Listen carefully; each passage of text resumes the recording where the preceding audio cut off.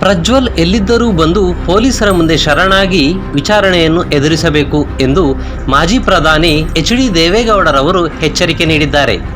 ಈ ಸಂಬಂಧ ಸಾಮಾಜಿಕ ಜಾಲತಾಣದಲ್ಲಿ ಪೋಸ್ಟ್ ಮಾಡಿರುವ ಗೌಡರು, ಯಾವುದೇ ಮುಲಾಜು ಮರ್ಜಿ ಇಲ್ಲದೆ ಹೇಳುತ್ತಿದ್ದೇನೆ, ಇದು ನಾನು ಅವನಿಗೆ ಕೊಡುತ್ತಿರುವ ಎಚ್ಚರಿಕೆ ಎಂದು ಕೂಡ ತಿಳಿಯಬೇಕು.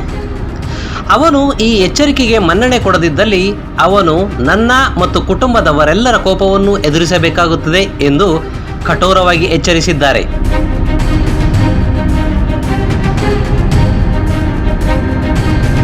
ಪ್ರಜ್ವಲ್ ಎಸಗಿದ್ದಾನೆ ಎನ್ನಲಾದ ತಪ್ಪುಗಳನ್ನು ತೀರ್ಮಾನಿಸಲು ಕಾನೂನು ಇದೆ. ಆದರೆ ಈ ಎಚ್ಚರಿಕೆಗೆ ಅವನು ತಲೆಬಾಗದಿದ್ದಲ್ಲಿ ಅವನು ಮನೆಯವರ ಕಣ್ಣಲ್ಲಿ ಏಕಾಂಗಿಯಾಗುವುದರಲ್ಲಿ ಸಂದೇಹವಿಲ್ಲ. ನನ್ನ ಬಗ್ಗೆ ಅವನಿಗೆ ಏನಾದರೂ ಗೌರವವಿದ್ದಲ್ಲಿ ಅವನು ಕೂಡಲೇ ಹಿಂದಿರುಗಿ ಬರಬೇಕು ಎಂದು ಒತ್ತಾಯಿಸಿದ್ದಾರೆ.